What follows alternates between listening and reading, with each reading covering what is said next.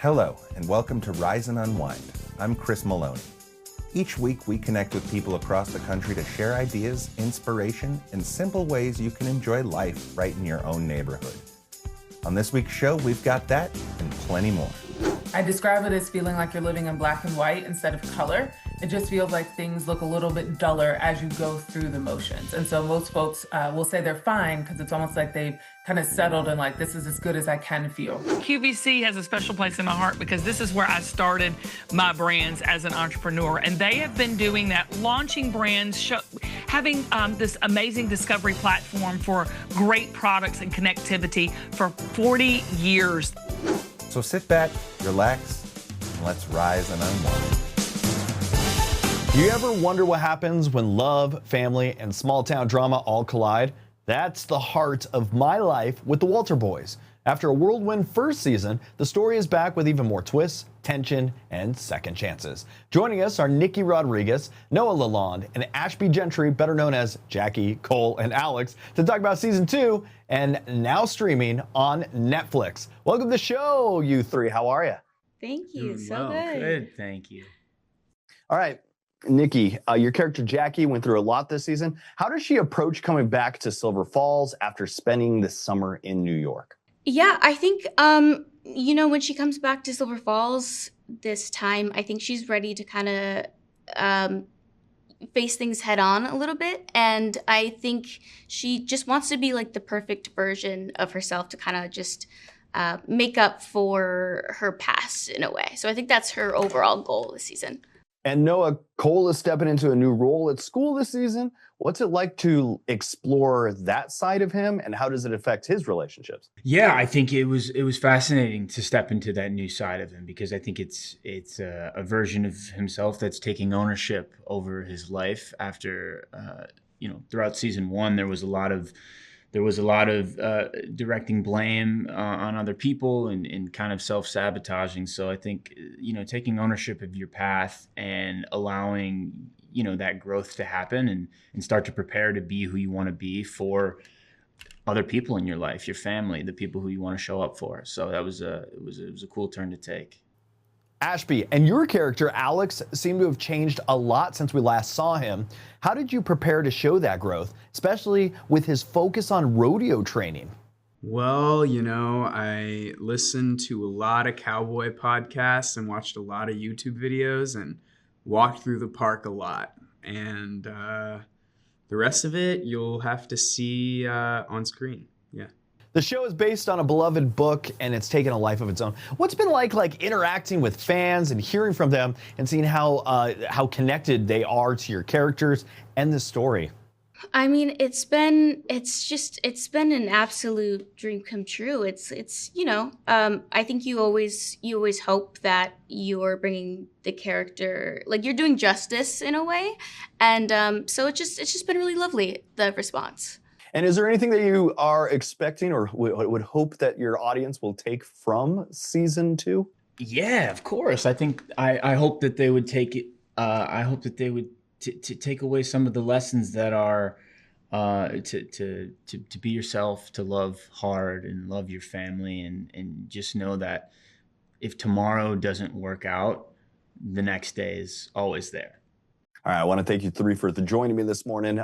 Season 2 of My Life with the Walter Boys is streaming now on Netflix. Make sure you watch and catch all of the drama that's been unfolding in Silver Falls. Thank you three for joining me. Thank you. Have a good one. Soccer's biggest tournament is coming to the United States, and with it comes traditions from around the world. In Brazil, watching a match is often about more than just the game. It's a social event centered around food, family, and community. Joining us today is Vitor Melchior, Area Director for Fogo de Chão. Welcome, Vitor. Hey, welcome. Thank you. Thank you for having me. With the U.S. hosting soccer's biggest global tournament, what are some of the Brazilian match day traditions that fans here are starting to embrace? Well, I would just want to say that Brazil's, soccer for Brazilians it's the heartbeat. Like we live and breathe the sport, and it's we party like no tomorrow when it comes to celebrating for our team. So what we bring is a lot of energy, but we definitely don't want to cheer by ourselves. We want to have people along us, and we always bring the community together. We come together. We make new friends. We bring our families. We bring our friends and have a great party for sure. Now, Brazilian soccer culture has a reputation for bringing people together. What makes it feel so social and communal compared to how many Americans have traditionally watched the game? I think it goes back again to the same. It's just that we don't. We don't want to watch a game by ourselves. We want to have that vibrant energy, and surrounded with, of course, as always, with great food, great hospitality. We do that every day in our restaurants, right? With our full churrasco experience, but for the World Cup is going to be even more special. Going to have some live music, some additional entertainment, and we definitely invite everyone to come to our watch parties. We'll have, of course, for the Brazilian games on the 13th of June, 19, and then the 24th.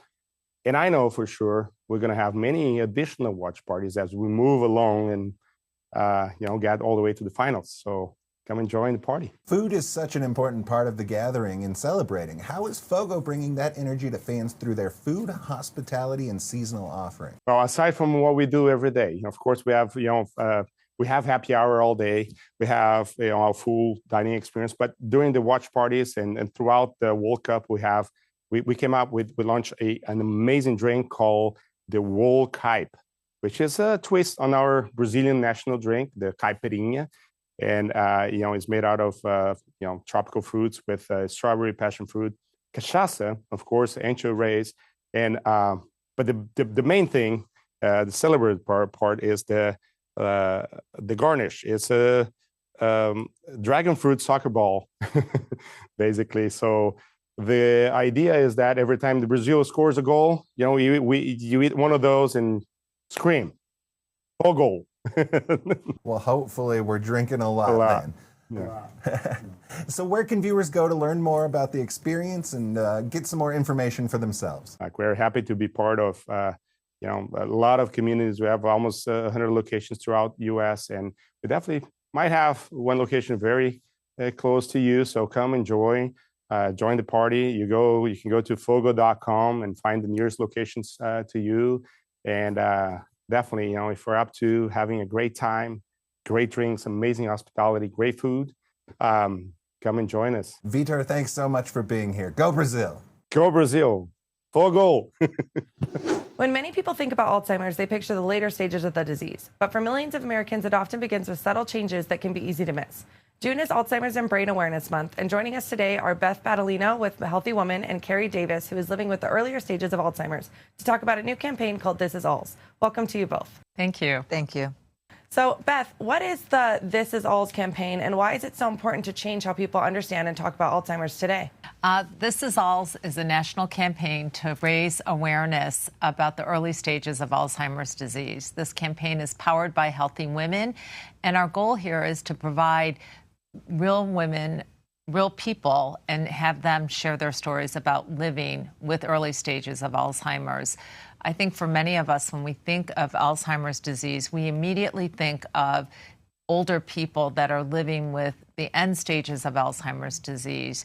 Today, we're going to hear from Kerry, who has been diagnosed with early stages of Alzheimer's disease, and how she's living a different journey, but a good one. And many people think Alzheimer's only affects someone in the later stages. What do you want people to know about the earlier stages of the disease?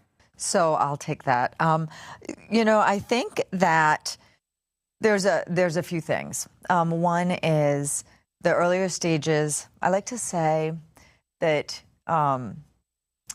this isn't the end of my story. This is the beginning of a different journey. And getting an early diagnosis is really important, was very important to me, because it gave me opportunities that I have now that I might have missed if I had waited. So as an example, I have the opportunity to have a real say in the rest of my life.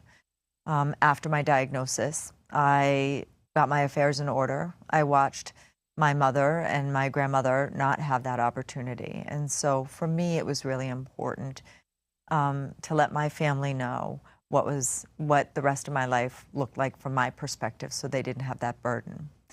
I think the other part that Beth had mentioned is, you know, in hindsight, an early diagnosis is a gift, and it has given me the opportunity to live intentionally and with purpose, and to focus on the things that are most important to me. And there is still plenty of beauty left in my life, and by knowing I can be very intentional on how I live that. And then I will say finally, and probably most importantly, is there are treatments now that make a big difference. And the earlier that you receive a diagnosis, these new treatments are most effective with an early diagnosis. And Kerry, what were some of the changes that you experienced, and what did receiving an early diagnosis necessarily mean for you? So some of the symptoms. So at home, it was just aging. That's what I felt. If I had just been at home, it was the typical things. So you walk into a room, you don't remember why you're there, you lose your keys. But at work, it was a lot different. I led a large department of people in the financial services industry, and I was noticing that everything became hard. You know, the more complex things were harder, but the alarming thing was the easy things, the things that we all do as part of our job were getting much more difficult. Something as simple as managing my calendar or sending an email. Sending a 3-minute email was taking me 20 minutes as I stared at my computer and tried to organize my thoughts, and the thoughts wouldn't come. And it was some of those symptoms that really made me realize something was wrong and that I needed to see my doctor. And how was that early diagnosis affected your day-to-day life and your ability to plan ahead? Of course, on top of the email sending and the basic day-to-day tasks. Yeah, that's actually a great question. And I would say where at some point in my life most of my life I focused on memory, and now I focus on structure. So I have my to-do list and I take notes, and my wonderful husband helps me manage my calendar so that I'm places I'm where I need to be when I need to be there. And I think that the other thing, and I would say I'm a work in progress, is learning to give myself grace. And I can't control everything, but I can control whether or not forgetting something simple is going to bother me. And so I focus on the big picture, and that's enjoying life. And what would you want others to understand about that experience? I think that there is still a journey left to live. It's a different journey, but it's not any less beautiful. I think having the knowledge is power. You had said that, and I'm going to steal that from her, because it puts control back in your hands, and it allows you to make the best use and the best intention of your life. And where can our viewers go to learn more about the This Is ALZ campaign and hear stories from people living with the earlier stages of Alzheimer's, just like your own? We can encourage people to visit thisisalz.com for more information. Beth and Kerry, thank you both for being here this morning. Thank you. A lot of us know when our pets seem sick, but some health issues can be a little harder to spot. Things like frequent scratching, digestive upset, or changes in their coat can sometimes be signs that something else is going on. Joining us today is veterinarian Shawna Varichak to help us understand what pet parents should be watching for. Welcome, Shawna. Hello, thank you for having me. What are some of the most common signs pet owners tend to brush off as a normal when they may actually deserve a closer look? So probably the most common things that I see in the vet clinic that pet owners think are normal but actually aren't are, dry, flaky, and itchy skin, occasional GI upset such as diarrhea, and even mobility issues in our older pets. So these are all things that can really be helped with being on a proper diet and really tailoring their nutrition. We hear a lot about nutrition for people, but how does nutrition impact digestive, skin, and immune health in pets? So nutrition is a huge part of the whole health puzzle in pets. And basically it is a cost-effective and a very impactful way to affect our pets' health, especially with things like dry, itchy skin or sensitive GI tracts. In particular, diets like Hill's sensitive stomach and skin can really help keep their skin barrier intact, which can make them less itchy and can help their coat be nice and shiny and full, as well as easier to digest for these dogs that have a little bit more of a sensitive GI tract. Now, if someone's thinking about changing their pet's food, what should they know before making that transition? So, I always recommend talking to your vet first before making, big changes in their nutrition and diet. But in general, with the transition, we recommend slower is better in general. And basically, we recommend transitioning them over about a 7-day period where we're adding a little bit more of the new diet every day in bigger and bigger increments until eventually at about that 7-day point, we're fully transitioned to the new diet. And this allows us to not shock their GI system and allows for a nice smooth transition to their new diet. Many families are looking for simple ways to support their pet's health. What are some everyday wellness habits you can recommend? Like I kind of mentioned earlier, I truly believe that having a high quality, complete and balanced diet is probably the biggest thing that us as pet parents can provide to our pets that can really make a big difference in their lives in a lot of different ways. And it's also a cost-effective way because there's lots of amazing foods out there nowadays that are high quality and complete and balanced and, kind of take out the guesswork for pet parents, but they actually have a really high quality diet that they can provide to their pet. Where can our viewers go for more information? So, I recommend working with your vet who knows your pet and their health situation the best. And they're an amazing resource for all things pet wellness and nutrition. But if you did want a little bit more information, especially about the nutrition side, you can head over to hillspet.com to learn more. Thanks so much for being here and for all the great pet pointers. Yeah, thank you so much. Shopping looks a lot different than it did 40 years ago, but one company has been part of that evolution from the very beginning. QVC is celebrating 4 decades of live shopping with special events, exclusive deals, and new ways to connect with customers. Joining us now are QVC hosts John Battagliese and Kim Gravel. Great to have you both with us. How's it going, Chris? Nice Good to see you. be here. Kim, what does QVC's 40th anniversary mean to you, and why is this such a special milestone for the brand? Well, I got to say, QVC has a special place in my heart because this is where I started my brands as an entrepreneur. And they have been doing that, launching brands, having this amazing discovery platform for great products and connectivity for 40 years. They are one of the leaders in live social shopping. And also, they're now the #1 store on TikTok. And so that's why we wanted to do this super brand day live event in New York City, June 17th, to celebrate that. I mean, 40 years is a long time. And what I love about it is we've been live social shopping for 40 years. And now everybody says, oh, TikTok and all these selling platforms, it's new. No, it's not new. We're the originals. We're the OGs of it. So we're just taking it out to a new generation and on these new platforms. And we're so excited. All right, OGs, what are some of the must-have products you're highlighting this summer across home,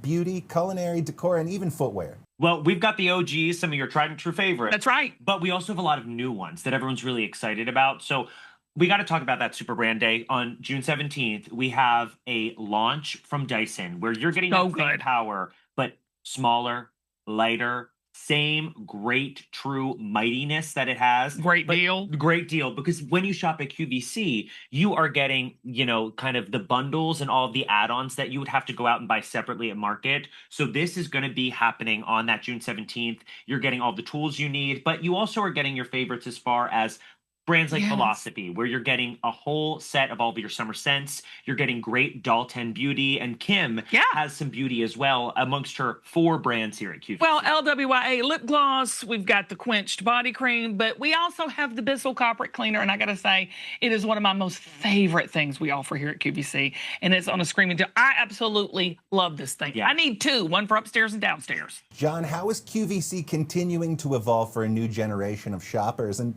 can you tell us a little bit about the new podcast and talk show you're launching on QVC Plus and HSN Plus? I would love to. I mean, I grew up on QVC, and I think when we talk about that next gen, it is me. I would stay up way too late watching QVC past my bedtime, and I fell in love with the community of it. And so that's kind of what this podcast is about. It's called Carte Blanche, and QVC has really encouraged me and all of our customers to be your truest self. And life is a blank check. You should spend it on what you love, whether it's time with loved ones, the funny stories, or just buying your favorite products. And we're bringing in actors, influencers, comedians, people you wouldn't typically associate with, associate. Words are hard. I love it. With QVC, maybe prior. And we are bringing them into this next chapter with viral moments. But you can find it on QVCplus.com, as well as all of our other streaming content, along with Kim's show. Everywhere. And it's kind of parlaying with our TikTok Super Brand Day. It will launch June 16th on QVC Plus and HSN Plus. How can our viewers tune into this live stream and take advantage of all these great deals? Okay, you're going to head over to TikTok, or as Kim lovingly calls it, the TikTok. And you're going to type in QVC for the handle. It will be there. We'll be live for 8 hours that day, but we are live every single day. Now. On TikTok. I mean, truly. And the nice thing is the deals pop up all the time. You can also find us on the pre-downloaded QVC Plus and HSN Plus app on your smart TVs and on our traditional cable channels. But check your local listings. We are really everywhere you are, and we want to connect in the same way we have for 40 years. Yeah. We want more friends and more family.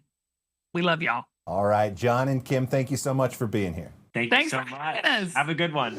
Summer plans are starting to take shape, whether you're hitting the road, hosting friends and family, or just looking for a few ways to make the season a little more fun. Meaghan B. Murphy is here with some practical ideas and summer favorites to help make the most of it all. Great to see you again, Meaghan. Yay, thank you for having me. For families planning a road trip, a quick weekend getaway, or even a longer vacation, what tips do you have? So a little bit of planning goes a long way, and where you stay matters. So Wyndham Hotels and Resorts really does have the perfect property for every type of traveler. So for me, I'm traveling on the weekends for sports tournaments. I want something that is convenient, that is comfortable, that is affordable, and that is La Quinta, Days Inn, or Super 8.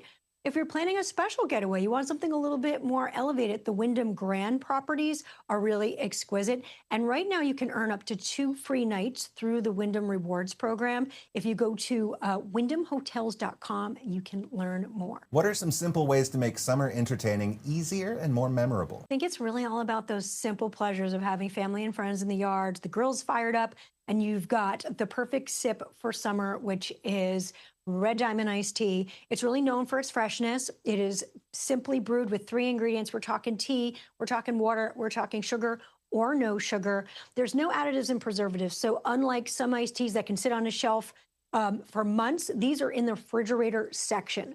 And there's a couple of different varieties. There is sweet tea, unsweet tea, extra sweet tea.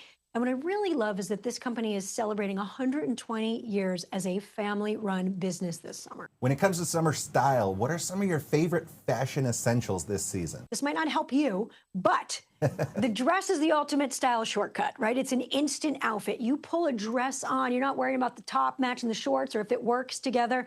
You look perfectly polished and pulled together for every occasion instantly. And Old Navy crushed it with the dress selection this summer.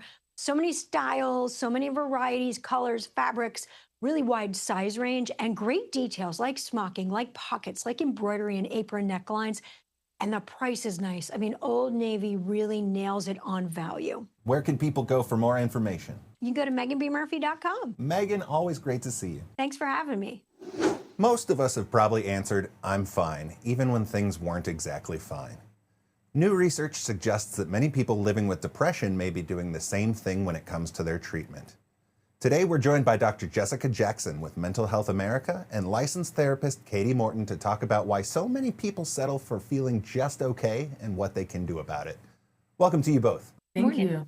Dr. Jackson, when someone living with depression says they're fine, what does that really look like in everyday life? It usually looks like they're at what we would call their baseline. They're going through the motions, getting daily tasks done, going to the grocery store, getting work done, but they don't feel necessarily connected to it. It doesn't feel like they have any feeling, whether it's a contentment or happiness. I describe it as feeling like you're living in black and white instead of color. It just feels like things look a little bit duller as you go through the motions. And so most folks will say they're fine because it's almost like they've kind of settled and like, this is as good as I can feel right now. The survey found that nearly 80% of patients don't expect full symptom relief. Why do you think expectations have become so low? I think because people have kind of lowered their baseline. Back to what Dr. Jackson was saying, if we think that this is like okay, I'm getting through my day. I'm doing what I quote unquote am supposed to get done. Maybe this is as good as I can feel now. And I think for a lot of people, they don't really know what remission looks like. They don't maybe even remember. I hear from my viewers all the time that they don't remember what it was like to not have depression. So we can lose sight of what that could look and feel like. And so when we are maybe doing just enough, we're white knuckling and getting through, we can think that that's as good as it gets. Now, for someone who feels stuck in that just okay space, what's one small step they can take today? I encourage folks to start tracking how they're feeling. One of the reasons Mental Health America partnered with Johnson & Johnson for this initiative is because we want to help folks to feel empowered and encouraged to also take control of their treatment, to be able to be in collaboration with their provider. And that starts with like tracking how you're feeling. So when you come into the appointment, you feel prepared. You may not remember how you felt 2 weeks ago, but you can pull up the app, your calendar app, and say, 2 weeks ago, I put on here that I was tired and I was sad, and my appetite, I had no appetite. And then 3 weeks ago, I was feeling, I had more appetite, but I wasn't sleeping. So that your provider has all the information and you can really partner with them to help you to figure out where is it that I'd like to be? How would I like to be feeling that's different from how I'm feeling now? Katie, what is the Generation Fine campaign and why do you think this message connects with so many people? Yeah, the Generation Fine campaign is really just Johnson & Johnson and ours way of shedding light on the fact that you can feel better. Too often we're asked, hey, how are you? And we just say, I'm fine. Even if our world is falling apart, even if we don't feel great at all, we just settle for fine. And we want people to know that you can feel better than that you can actually feel great, that you can go from surviving to thriving. And we just want to make sure that that awareness is brought to light so that those out there who are in that black and white, as Dr. Jackson so beautifully said, let them know that we can bring color back in. Why is it often so difficult for people to tell their provider that their treatment isn't working as well as they hoped? Chris, because they feel exhausted. When people get diagnosed, it's normally been a journey or, a real road to get to diagnosis. A major depressive disorder has symptoms that can mimic other diagnosis. And so it can take a while to get a diagnosis, and then it can take longer to figure out a treatment that's working for you. And so some people, take a look and reflect and well, at least I'm feeling better than I was a year ago or 6 months ago. So this feels good enough. And so they start to feel like, well, I don't want to have to bring up the conversation. They may not want to have to switch their treatment necessarily. And so all of those things can make it really difficult. But I encourage folks to recognize that good enough doesn't have to be, that fine doesn't have to be good enough, that you can be doing a lot better if you would like to. All right, where can our viewers go for more information? Yeah, to learn more, they can go to generation-fine.com. There are tons of resources there, as well as more information about the campaign as a whole. Excellent. Thank you both so much for being here. Thanks for having us, Chris. That's it for Rise and Unwind. Thank you so much for watching. If you'd like to learn more about the show, visit our website at riseunwindtv.com. And for behind-the-scene moments and celebrity interviews, be sure to follow us on Facebook and Instagram at Rise Unwind. You can also find our full episodes on YouTube under the same name at Rise Unwind. Until next week, I'm Chris Malony. Thanks for spending a little time with us on Rise and Unwind.